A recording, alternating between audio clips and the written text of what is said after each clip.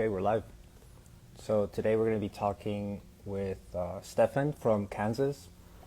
Stefan, if you're here, go ahead and invite yourself. Let me see if I can invite you.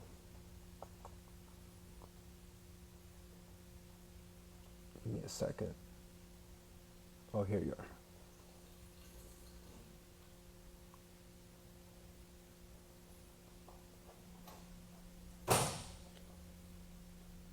There you are.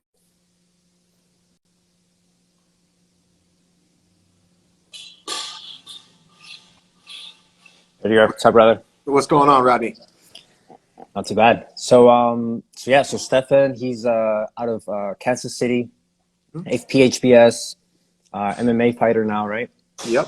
And then you started FP in around 2018, and hmm you grew up with kind of a unique situation, being diagnosed with Perthes, correct? Correct. Yep. Yeah. So can you tell us a little bit about how that was like growing up with that? Maybe even finding out. I know you were 3, but kind of finding out and kind of how your life was dealing with that and experiencing that.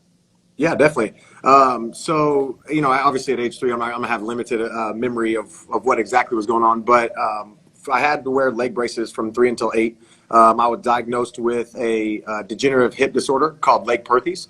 And within that, I had no bone tissue in my left hip socket. So it was bone on bone when I was born. They didn't identify this until I started really walking and moving more.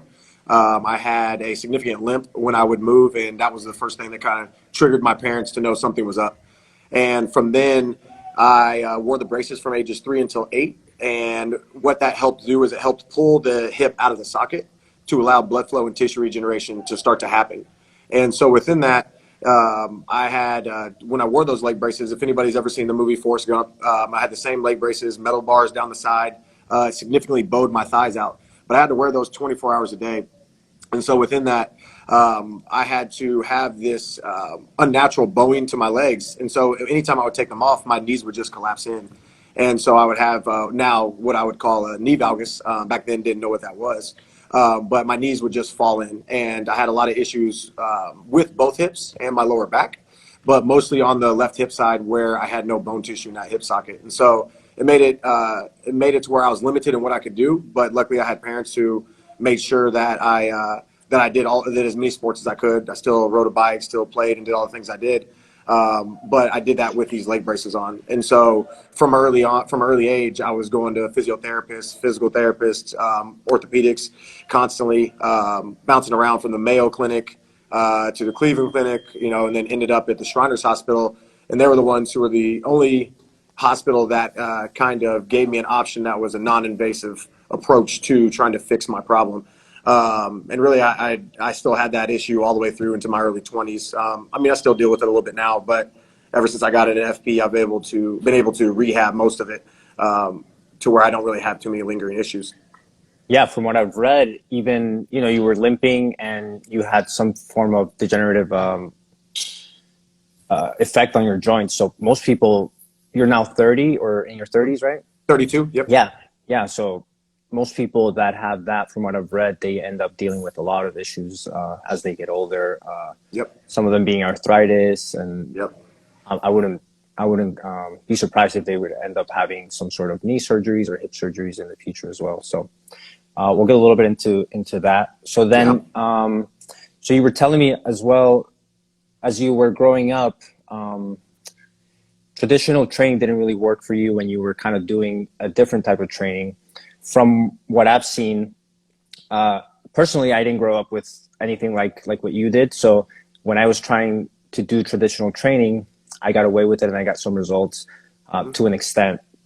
But it seems like the traditional systems really leave people such as yourself or in similar situations, whether they have scoliosis or cerebral palsy, kind of left behind. They can't even really do them because they're so limited. So yeah, tell me how, if you did try these approaches and how they worked out for you, or what you did instead of, and how that helped even before FP. Yeah, man. I've been in the fitness industry, or I guess you could say even the rehab industry, for a long time, just because of being born with Legg-Calve Perthes. And so I've tried everything from, the traditional lifting of back squats, deadlifts, front squats.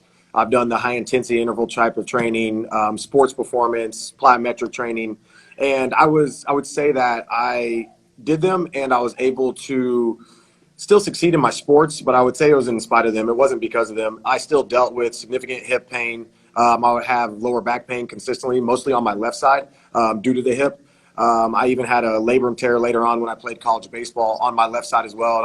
And I can't go back and say exactly where it came from, but I'm pretty sure it stemmed from my hip. I had a hip hike on that side for years. Never knew that like you could correct that. There was never just told to me or even instructed by any of the physiotherapists I saw or even the personal trainers that I had. It was just one of those things that we worked around.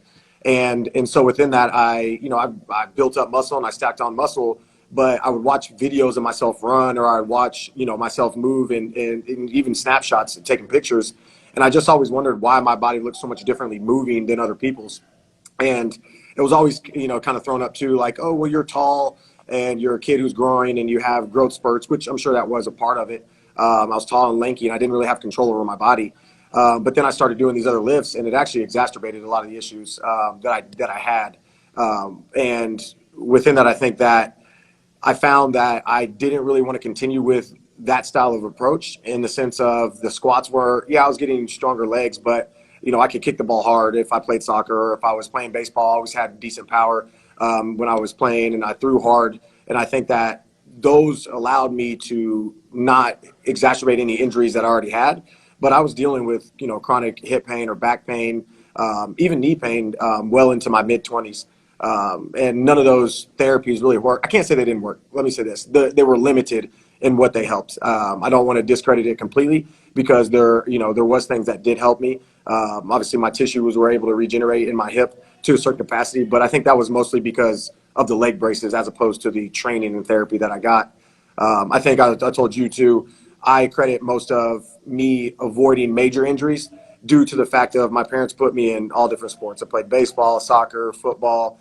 I skateboarded when I was coming up, rock climbed significantly.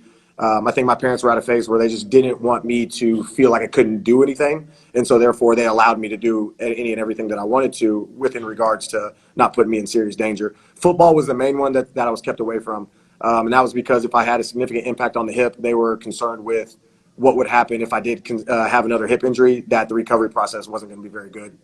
And Yeah, something makes you sense. spoke on with the arthritis, I actually found a gentleman who has the same hip condition that I have.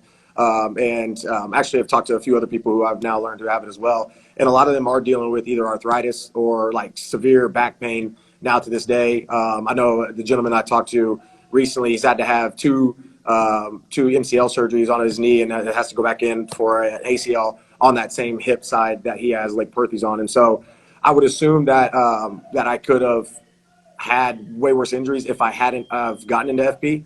And I fully believe that because, I've had some injuries pop up on the mats from MMA and I've been able to rehab by myself through the FP protocols. And again, I've done a lot of different styles of training, CrossFit. I was a serious yoga practitioner for about 3 to 4 years, really, off and on for that time. Ashtanga based, which is supposed to be one of the, the strengthening yoga styles. And I got limited results with it. And in fact, I started having more shoulder and like labrum issues while I was doing that.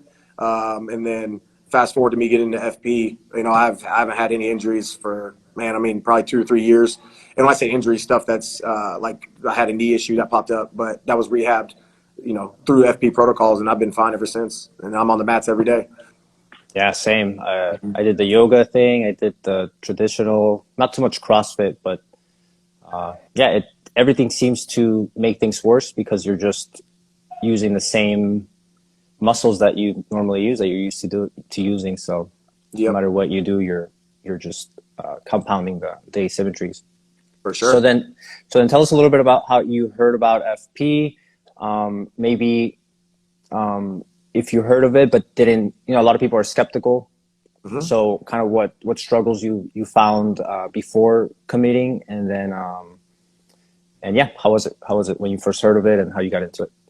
Yeah, man. So I first didn't hear about FP directly. I learned of a movement that was through an old website back in the day that I was working through called Stack.com. I was just looking for different types of workouts. I just got done with college baseball, so I was done with the traditional lifting sense in that. We were pushed to lift heavy, power cleans, hang cleans, and all that. And my body was just beat up. I was 22, and honestly, I felt worse than I'd ever felt before, and I knew that that wasn't right.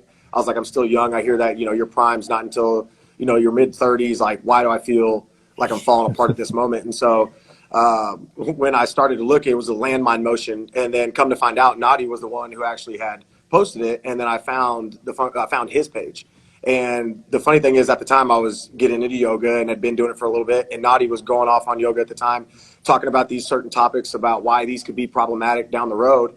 And in my mind, I had an emotional reaction to it, and it was like I got pissed, and I was like, "Why? Like, that doesn't make sense. This doesn't add up."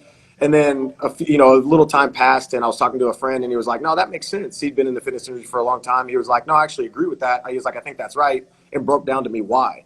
And when we started looking at like how the human body moves and or how humans move, and then we started looking at a few other things, he broke down to me, why the yoga may be also causing me some of the issues that I had. And so then I went and found functional patterns, was watching all the YouTube stuff, was trying the motions. And the biggest thing that I knew is like, I'm doing these motions, but I'm mimicking what I'm watching these people do online, but I know that it's not right because I'm not feeling the activation. I've just done enough sports to know like, okay, I'm mimicking what they're doing, but I'm not doing what they're doing. And Austin Jordan of FP Minnesota was going off one day talking about a few different topics about FP and these techniques that can help out with postural issues. And I had never heard that you can change your posture. I mean, I know you could affect it and like stand better, but I had a shoulder that was dropped down. I had a hip that was hiked, and I knew it. I could see it in pictures, but I didn't know that you could correct that. And so I DM'd Austin during his live, and then I hired him the next day to take myself.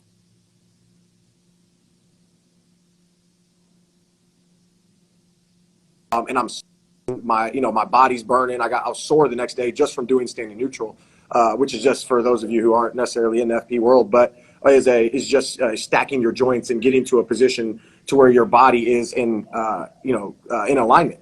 And so I was sold after that. Once I did that, I knew is what I needed to do. And I continued to research. I went and I wanted to see opposing views to FP because I think that was for me was a big thing. I was like, okay, these are new concepts, but I'd been in the industry long enough. I'd seen P90X, I had seen Sean T, I had seen these other people come in and make these claims for different types of training. And I was like, well, okay, even the Paul Check at the time.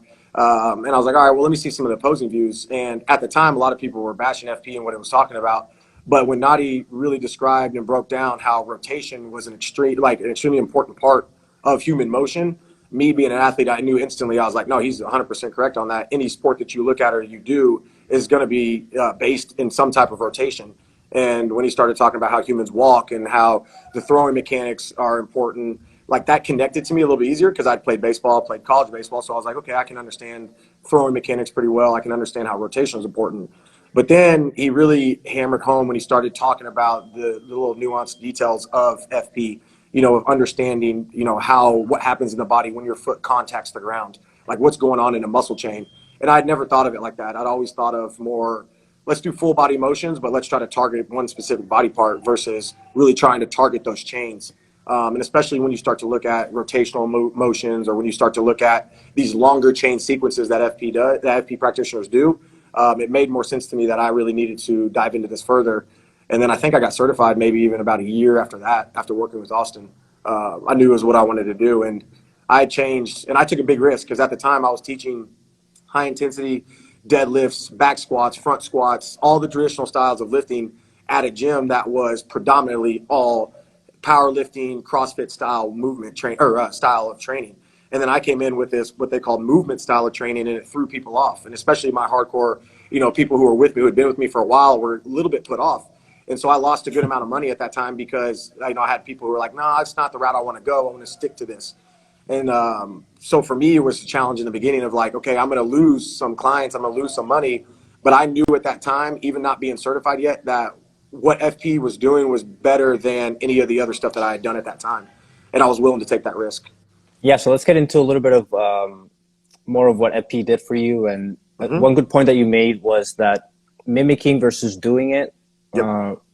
Me as a practitioner, I get people like that all the time.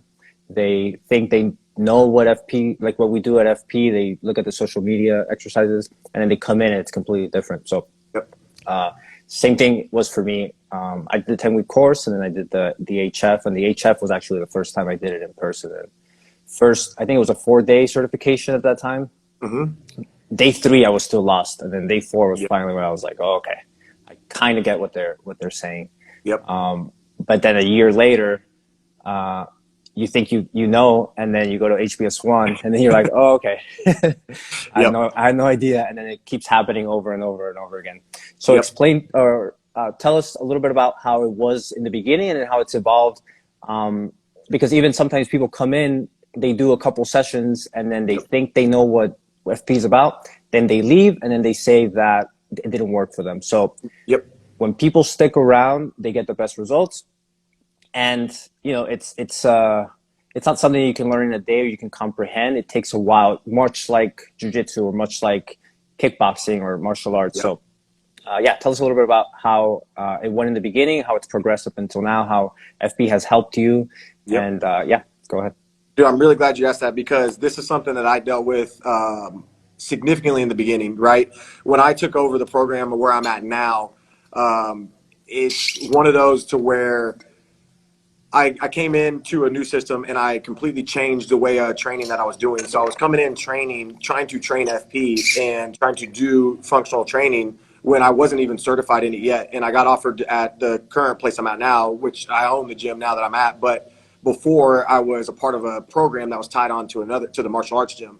And when I came over, they had already had a fighter class that was taking place. And so I hopped in and started training that. Well, now I'm trying to implement new techniques and trying to implement this new system that people don't know.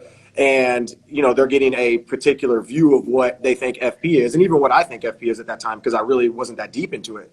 And fast forward to where I'm at now, right? If they were to train with me now, it's a completely different game than what it was when I first started. And so when you're talking about, like, you come in and you think you have an idea of what it is, and then you go to Human Foundations and it's like, oh yeah, okay, these concepts are, I'm not understanding it. And then you start to digest it more and more. By day 3, you're like, okay, I'm starting to get my feet underneath me. I can understand this. And then you go to HBS and it's a complete different ballgame after that, because you're constantly progressing. For me, I was very lucky enough to train one-on-one with Nadi for a few days in Hawaii. And I'll tell you what, I was already sold prior to it, but getting it, and this was before I went to HBS too. When I trained with him for, I think it was either 3 or 4 days, and we maybe did 2 hour, like an hour, 90-minute sessions each day. So we're looking at maybe anywhere from 6 max to 8 hours of actual training time. And he changed my mechanics. He changed how I moved, and he changed how I was as an athlete more than any other coach I'd ever had out of any duration of time, mechanically speaking, right? To where I think we maybe did, he maybe took me through 2 or 3 actual training like techniques to where we're using, either pulley or some type of, we didn't even use a dumbbell. I think it was just a pulley the entire time, and then some body weight stuff. But the whole other time was just striking. And everything that he taught me in striking and downloaded in that sense helped my wrestling out. It helped my gait cycle out. It helped how I understood how to move better. And it blew my mind, because I'm like, how you only taught me, you hit mitts with me, and you taught me how to maneuver my body and position it, but I'm feeling different than I was when I walked in. And now, before, I was getting taken down easily when I was on the wrestling mats, because I didn't understand leverage. I didn't understand these concepts. You taught me striking, but now my wrestling's getting better. And so for me, that was a big leap on understanding how functional patterns really works, because like you said, and to kind of go back a little bit, you can understand you can understand human movement to a certain capacity and watch FP, but until you are taken through an actual workout with a practitioner, I'll even say nowadays it's probably a little different, because people, the information that the Human Foundation level practitioners are getting, are privy to, is even more advanced than what I was at, and I'm sure even more advanced than where you were at. So it's constantly progressing. But there's a difference even from working at that time from a Human Foundations practitioner to an HBS practitioner. And then you go from HBS 1 all the way up to, some people now are repeating HBS 3 level certifications, to where it's like, you're going to get a different experience, and you can mimic it all you want, but until you have somebody there instructing you, or you put enough time to really understand what it's like to connect these muscles, you know, you're kind of just choreographing movement that you see online, and you're not getting the actual activation to it. I call it a superficial movement versus, you know, a deep movement. And I think that's a big part that people don't understand when they first look at FP. And I say that from a sense of, I train athletes, I train people who have neurodegenerative disorders, MS, EDS. I train patients who have needed significant weight loss. People who've been with me now for 3 to 4 years under only FP, who have lost over 140 pounds, who were being told that they have double knee replacement. So I have a wide variety of clientele that I train, and the consensus is the same each time after they've been through it. They're like, man, we only moved maybe 4 to 6 inches of this specific technique, this corrective exercise, but I've never felt a fullness in my body like I have there. And that's what I think the difference is. And FP really changed how I view movement all the way around. I train like actual physical training less now than I ever have before. Before I was like, I got to train 2 hours a day, 6 days a week. I got to push hard and do all this. And I realized that a lot of times I was actually putting more wear and tear on my body than actually regenerating. And to me, that concept of like, hey, maybe if you backed off a little bit and didn't go through all that type of training, that maybe you'll actually progress faster. And so I've changed a lot of how I approach human movement and training in general. I still have athletes that I train who are on our fight team who now they train with me and they listen to the protocol, they do only FP, and they're, you know, if they have an injury pop up, we're able to correct it relatively quickly. Like when they're in fight camp, they're recovering quickly. You know, they're doing MFR afterwards. And these are the things that changed how I viewed training, in the sense of, if your training isn't accounting for rehabilitating already previous injuries or current dysfunctions that you have, and it's not trying to, what we'll say, gain you flexibility, range of motion, mobility, and if it's not strengthening your body and increasing your overall athletic performance at the same time, then in my personal opinion, your training is flawed significantly. And FP is not perfect, but at the same time, we're addressing more variables than any other system that there is out there. And that's the thing that I see that really differentiates FP, and that helped me understand human movement as a whole, was understanding that if I'm training correctly, then that means I'm going to be correcting any dysfunctions that I have. I'm going to increase my athletic performance, and I'm also going to now become stronger, and I look better than I ever have. I hold weight better now than I ever have.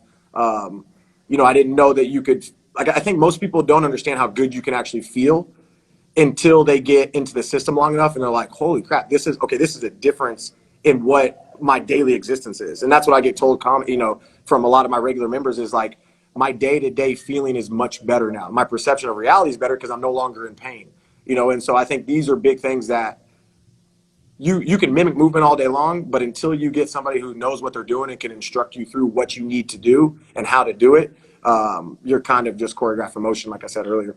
Yeah, and that's the thing with what we're doing, is we're trying to regenerate. And like you said, you're doing less, but you're getting more at the end. You have more time, you can move better, you're more efficient. So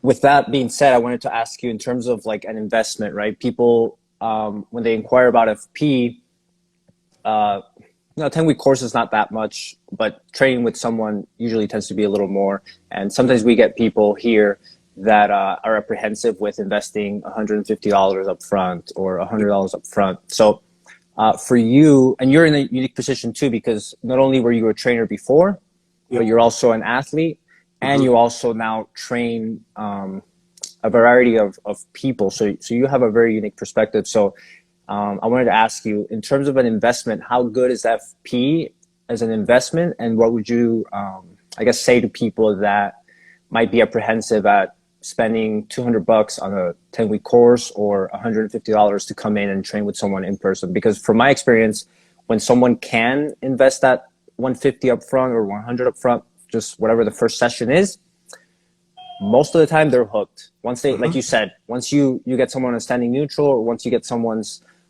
through a chamber, they know that it's different. So can you speak a little bit about that, about the investment, and how eventually that's going to give them more time, more energy, the ability to make more money, etc. Yeah, man, I think that obviously, people should be skeptical of everything, right? I think Nadi, he really describes that in detail. Like, you should be skeptical. There should be a healthy level of skepticism when somebody comes in and they tell you, this is what FP can do, and you see the results, right? But then you go to experience it. And for me, the thing is that you're gonna spend that money one way or the other, and that's what I look at when it comes to not. And I don't really even try to sell people on FP. Now, at the point I'm at now, I don't have to go too far if I want to bring in a new client. Like right now, for me personally, I have a waiting list of people trying to come in. Luckily now we have more trainers who are, I think we have 5 functional pattern certified trainers here now at our location. 3 of us are HBS. We have another person going to get certified soon. And so we have people now who, when I first started, it was like, man, spending this much money on a training system, like that's as much as X, Y, and Z.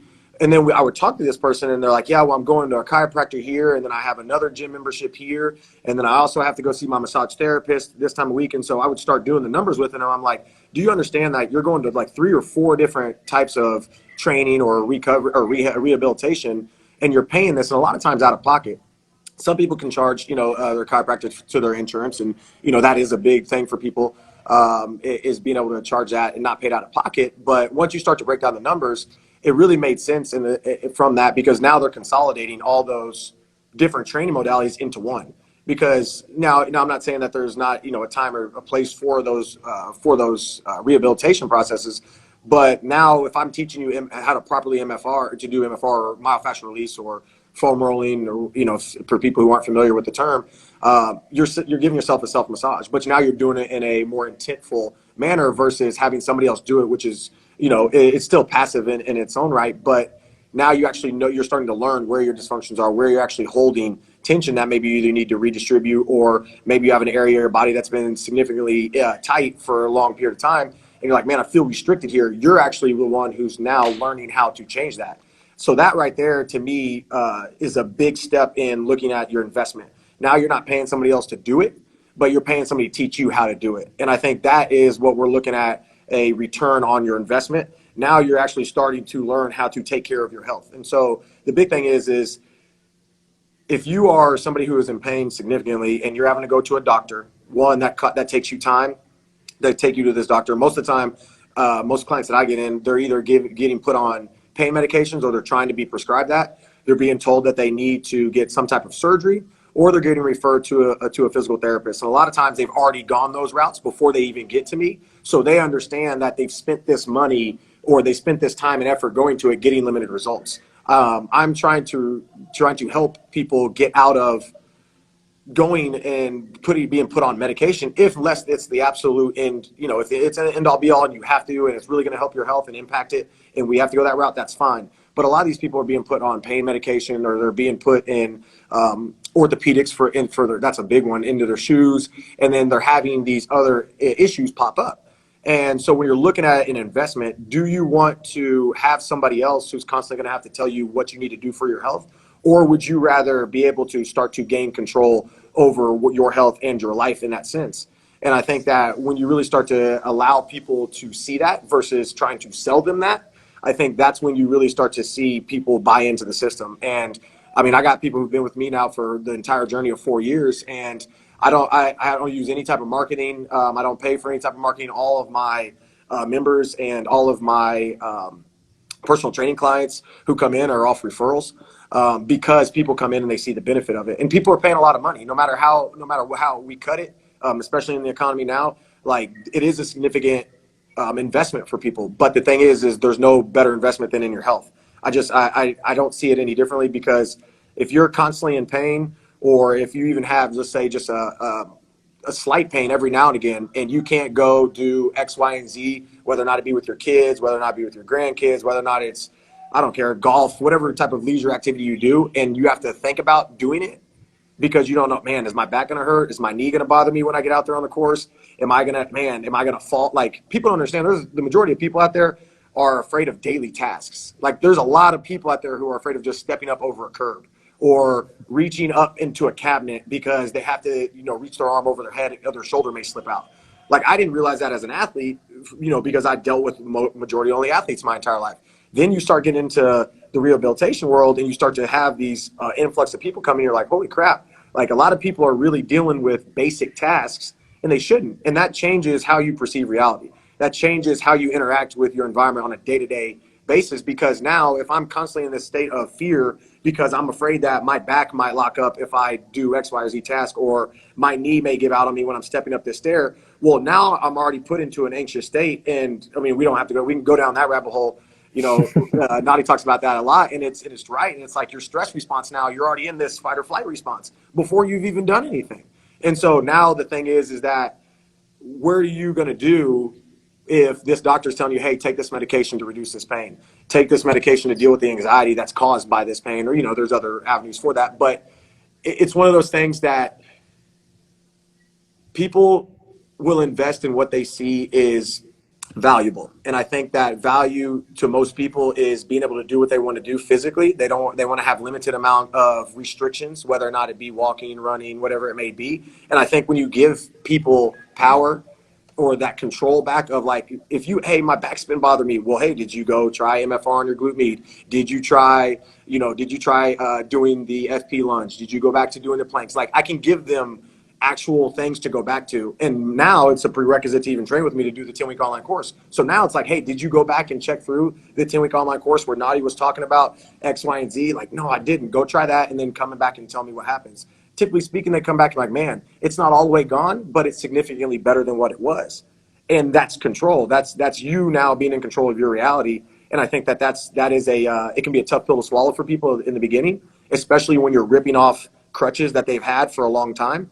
That being ways that we, you know, deal with our stress, whether or not it be through drugs or TV or, you know, pain medication or drinking, whatever it may be. We all have, you know, our way that we deal with that. But when you start ripping those away, you start to expose yourself. And it's not exposing it to the world, but it's just to your own self. And I think that's hard for people. And especially when we Yeah, enjoy these things. I've had the same experience with clients. They come in with all these kinds of either they have to go to the massage, chiropractic, they're on pain medications. I tend not to tell them up front that they have to stop those. I find that as we go along, they suddenly, I don't have to go to the chiropractor anymore. Yep. They start getting the cavitations during the sessions. Yep. And even as we go along, even 2-3 years, they end up having to do less MFR. They end up having to spend less time on the things that, like you were talking about, if their back acts up, or if they feel pain or if they feel fear, it really starts to go away. So yeah, it's something that I see a lot, and I think a lot of practitioners see a lot, and it's something that we're trying to educate the best we can. But I think until people come in and try it, it's gonna be hard for them to really know. And it's one of those things, man, too, that those are some of those things you can't, like, it's what I try to describe to people is like, you can't put a posture, you know, I can't put a posture gait analysis up and say, hey, look, like, I can put that up and people can see a change in somebody's structure, right? But a lot of times, and like, obviously the behavior side of things goes along with with the physiological side of things, but a lot of times the changes that people are making, we can't, like, there's no, unless they give you a testimony, like, it's very hard for people to tell you, like, man, there's no way you can, like, show a result of this person's less anxious. I can, right? We can see that in a posture analysis or a gait analysis, but the public, it's hard for people to see that. And I have a lot of people who come in who are on, you know, anxiety medications, this, that, and the other, and all of a sudden they find themselves no longer needing them. And I didn't tell them, like, hey, you need to, I'm not a doctor, so I'm not going to tell you what medication you need to be pulling off of. That wouldn't be right in my sense. But what I can do is lead you down a path and give people, hey, go look and research this. Go figure it out. Because that's the biggest thing that I want people to understand about FP is that the client has a responsibility. It's not the practitioner's responsibility to fix every problem that a client has. And I think that for some people, that puts them off in the beginning, because a lot of people wanted to be told exactly what to do all the time, and they want it to be a certain way. But I mean, if you get into the FP journey long enough, you're going to learn, like, oh, I have to figure this out on my own to a certain capacity. I'm going to have this person guiding me, but I have to learn this stuff. And that's where it sets in and really it sinks in and becomes sustainable long term. Yeah, and unfortunately, the industry, it's easier to sell the pill than a modification in behavior and education and responsibility. Yep. So It is. yeah, we all deal with that. And yeah, man, thanks for coming on and kind of sharing your experience and your perspective. Anything else that you want to mention before we close it out? Man, I think the big thing is that I think people get a perception of what FP is, and until you really work with somebody who has been in the system for a while, or even if you come into it with an open mind enough to see, like, let me see what this person's saying, do your research and understand that this system is not going to fix you overnight. It's not going to be, and, some people do. Some people get results really fast, right? But that's not always going to be the norm.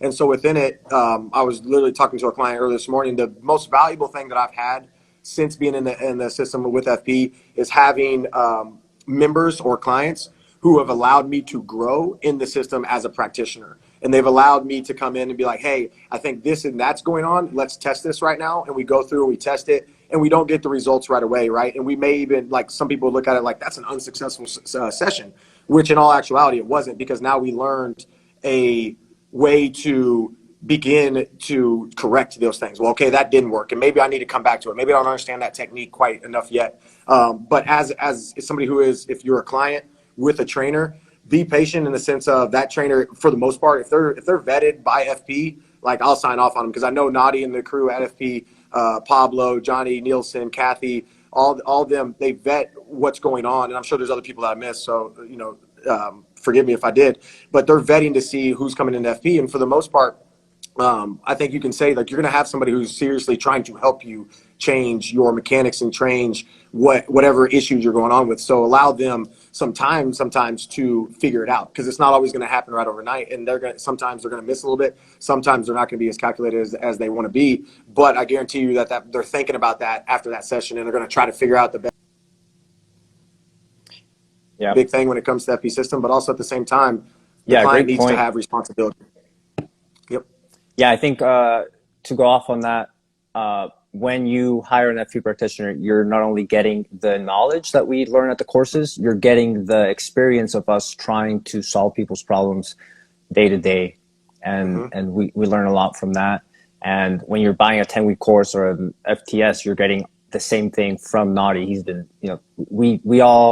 we never have the answers, but we try to get the answers that we test, and that's why we get the results. And we have tools that allow us to do that. And most of the time, we're able to at least improve someone from where they were. And then as the system evolves and we learn more, we can keep helping them as we go along. And yeah, I think there's still a lot to uncover and to learn. But when you look at what else is out there, it's really hard to argue with. Yeah.